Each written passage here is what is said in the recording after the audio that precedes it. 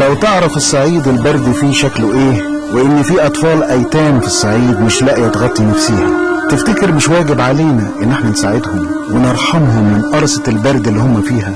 كل اللي هم طالبينه بطانية واحدة تشارك فيها، ويا ريت الخير ده توصله في رمضان. ابعت لدار الأورمان بطانية او فلوس نشتري بيها بطانية ب27 جنيه واي حاجة.